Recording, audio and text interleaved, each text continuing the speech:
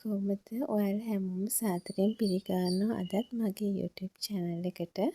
ඔන්න අද day vlog එකක් වුණාට අද මම එළිය වැඩවලට යනවානේ දැන් බයික් එක හදලා නිසා. එන්න ගමන් අද golf එකට ගියා.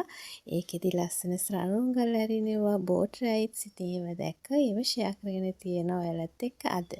ඉතින් උදේම අද මම රොටි ටිකක් පුච්චලා සව් කැඳ ටිකක් හදලා උදේ කෑම එක විදියට ඔන්න ඕක තමයි අද ගත්තේ. ඉතින් උදේටත් කාලා ගෙදර සාමාන්‍ය වැඩ ටිකක් කරලා දවල් ඉතින් මම මගේ එළිය වැඩවලට පිටත් වුණා. ඉතින් පිටත් වෙන්න කලින් අවුවේ මේ ඉතුරු වෙච්ච තේ කොළයි බිතර කටයුතු ඒවත් වේලෙන්න දාලා පිටත් වුණා. ඉතින් මම වැඩ කරන අතරතුරේ දැක්ක ලස්සන තැන් ගිය තැන් ටිකක් මම ඔයාලත් එක්ක මෙතනදී ෂෙයා කරලා තියෙනවා. සමහර ලස්සන සිද්ධීන් නම් මට වීඩියෝ කරගන්න බැරුණා සතුට වැඩිකමට. ඉතින් මං ආගිය තැන්වල චුට්ටක් දැකපු තැන් තමයි ලස්සනයි කියලා හිතුණ තැන් තමයි මම වීඩියෝ කරලා තියෙන්නේ.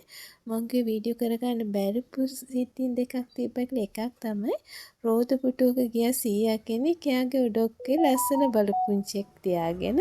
ඉතින් හරි ආසෙ හිතුණා ඉතින් මට එයාව බලු පැටියව දාගෙන අමාරුවෙන් අර රෝදපුටුවේ එයා රෝදේ කරක යද්දි. ඔන්න ඉතින් මං ඒ අතරතුර වැඩ ඉවරලා එන ගමන් ගෝල්ෆ් එක පැත්තටත් ගියා. සුපුරුදු ලෙස මං ඒ පැත්ත පහු කරනවා නම් පොඩ්ඩක් බැහැලා අයිස්ක්‍රීම් එකක් එහෙම කාලා පොඩ්ඩක් මුහුද පැත්ත බලාගෙන ඉන්න කියලා තමයි ගියේ. ඒ වුණාට මේ ලස්සන සරුංගල් දැකලා මං එතන ගොඩාක් වෙලා සරුංගල් දිහා බල හිටියා. මේවා සබන් පෙන යවන අර මේක ලස්සනට ඉස්සර පොඩි කාලේ අපි සබන් පෙන යවනවා නේද ගස් ලැබු පටියකට මේවා කරලා. ඉතින් දැන් නම් ඒවට තියෙනවා. එහෙම මමත් ඉතින් එකක් ගත්තා. ඉතින් ඕකෙන් බලන්නක ඉතින් ඔතන සරුංගල් බලලා මම මුහුද අයිනට ගියා. මුහුද දිහා බලන් ඉන්න කියලා එතන බෝට් රයිඩ් එකක් යනවා. බෝට් රයිඩ් එකක් කිව්වට අර ඉලෙක්ට්‍රික් බෝට් එකේ අර කට්ටිය පදිනන්නේ ඒක එක්කෙනෙක් පෙරළුණත් එක්ක ඒක බලමු. මම ඔයගලන්ට ඉස්සරහට ෂෙයා කරලා තියෙනවා. දැන් එන්නකෝ මේ සරුංගල් ටික චුට්ටක් ඔයගලන් බලන්න.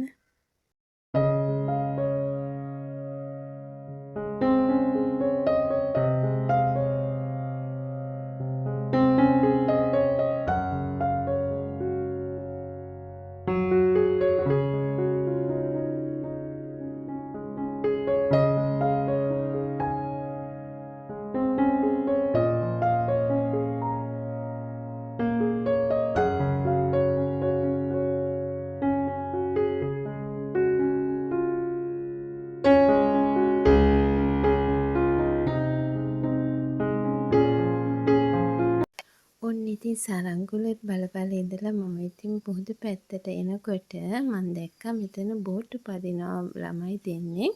ඉතින් එක්කෙනෙක් නම් පෙරලිලා ඔය පේනවා නේද බෝට්ටුව ගොඩට එනවා. අනිත් එක්කෙනා පින එනවා. එක්කෙනෙක් නම් අර පැදගෙන ඉන්නවා ඈතින් පේනවා නේද ඔයාලට. ඉතින් අර පෙරලිච්ච කෙනා පින එන එක හැමෝම බය වෙලා වගේ බලන් ඉන්නවා. ඉතින් මම හිතන්නේ එයාට නම් ඒක පුරුදුයි වගේ ගාණක් නෑ. ඔයාලට ඉස්සරහ දකින්න පුළුවන් ආයේ එයා නැගලා ආයේ එයා යනවා. ඒකෙන් කලින් ගියට වඩා වේගෙන් යනවා. ඉතින් ඔයාලා මේක බලන ගමන් මගේ කතාවකුත් ෂෙයා කරනම්කෝ. අපේ නදී, රෝමල්ලි, දිලු නංගි ඉතින් ආසයි නේද කතන්දර අහන්න. ඔන්න ඉතින් කලින් මම වැඩ කරපු තැන එක සැරයක් ට්‍රිප් එකක් ගියා කිතුල්ගල. එතනදී අපි වයිට් වෝටර් රාෆ්ටිං ගියා. ඔය වගේම තමයි ලොකු බෝට්ටුවක්. ඒකේ 6 දෙනෙක්ට යන්න පුළුවන්. ඒගොල්ලන් ලයිෆ් ජැකට් අඳිනවා. වතුරට වැටුණත් ඒක පාවෙන විදියට සහ ඒකේ හිටියා ගයිඩ් කෙනෙක්. ඉතින් ඕක මගේ දෙවෙනි අත්දැකීම බෝට්ටුවේ යන වයිට් වෝටර් රාෆ්ටිං. කලින් මං යාළුවොත් එක්ක ට්‍රිප් එකක් ගිය වෙලාවෙත් එක පාරක් ගියා. එතකොට නම් මං සෑහෙන බයෙහි ගියේ.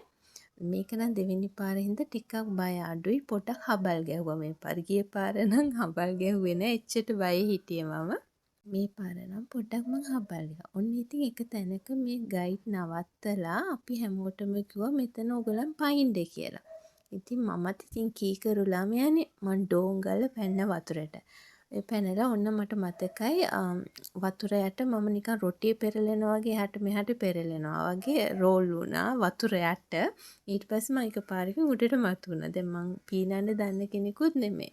අන්න ඉතින් මං උඩට මතු වුණා බලද්දි මෙන්න පොලේ මම විතරයි වතුරට පැනලා තියෙන්නේ. මම පැන්නේ ඉතින් හැමෝම වනේ කියලා හිතයින. අනිත් කට්ටිය ඔක්කොම මන් දිහා බය වෙලා වගේ බලන් ඉන්නවා.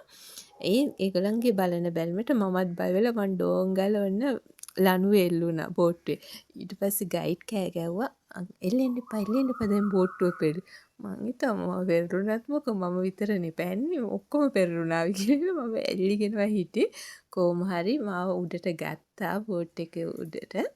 අරගෙන ඉතින් ඔන්න ඊට පස්සේ තමයි මේ ගයිඩ් කියන්නේ මෝඩ ගයිඩ් ඔතන මේ අඩි 35ක් ජඹුරයි කියලා එල්ලා.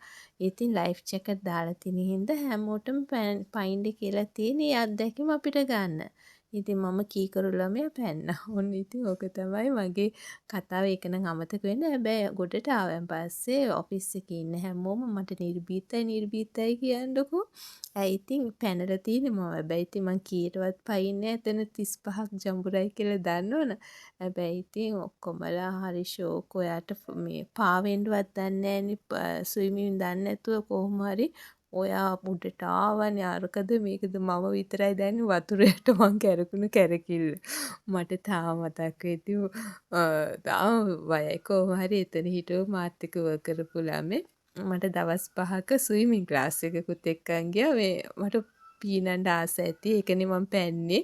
අක්කියෙන්ද මං යන ස්විමින් ක්ලාස් එකේ ෆ්‍රී වර්ක්ෂොප් එකක් තියෙනවා කියලා මාව එක්කන් ගියා. ඉතින් ඊට පස්සේ ඒ දවස් 5 ස්විමින් ක්ලාස් එකට ගියන් පස්සේ මට ලාවට දැන් පීන ගන්න පුළුවන්. ඒකත් පාවෙන්න තමයි ඉතින් මේ සහ මට වීස් එක තිබ්බනේ ඒ කාලේ. ඔන්න ඊට පස්සේ වීස් එක එහෙම් පිටින්ම හොඳ වුණා මට. ඒ කියන්නේ ඒකේ අර පීනන්න ගත්තන් පස්සේ ඒක ඇදුම රෝගයට ගොඩක් හොඳයි කියනවනේ. ඉතින් හැබැයි ඒකේ හොඳකුත් වුණා අන්තිමට මට. ඔන්න ඉතින් මගේ ඒ පැත්තේ බෝට් රයිඩ් එකත් බලලා ආපසු මං ගෙදර බලා පිටත් වෙනකොට ආයෙත් මේ සරුංගල් දිහා ටිකටක් කරලා නැවතිලා ඉඳලා බලන් ඉඳලා එහෙමම ගෙදර ආවා. ඉස්කෝලේ ළමයි කට්ටියක් ඇවිල්ලා හිටියා. ට්‍රිප් එකක ඈතින් ඇවිල්ලා. ඉතින් මං පොඩි කාලේ ට්‍රිප් ගිය එකත් මතක් වුණා. අපි ඉස්කෝලෙන් ට්‍රිප් උත් වරදින්නේ නෑනේ ගෝල්ෆ් එකෙන් යන්නේ. දැන් නම් හිතුණු ගමන් එනවා ඉතින්. ආසයි ඒ පරණ මතකෙටත් ගිහිල්ලා එහෙමම ඉතින් ගෙදර බලා පිටත් වෙනකොට ඉතින් අපේ හුරතල් සත්තු ටිකක් හිටියා. එයාලවත් වීඩියෝ කරා. ඉතින් හරි එහෙනම් මං අදට මෙතනින් නවතින්නම්. ඔයාලා මගේ වීඩියෝ එක අද ආසාවෙන් බලලා ඇති කියලා හිතනවා. එහෙනම් තවත් දවසක තවත් ලස්සන වීඩියෝ එකකින් ඔයගලන්ව බලන් දෙන්නම්. එහෙනම් හැමෝටම සුබ දවසක්. පරිස්සමින් සතුටින් ඉන්න හැමදාම බුදු සරණයි. බායි.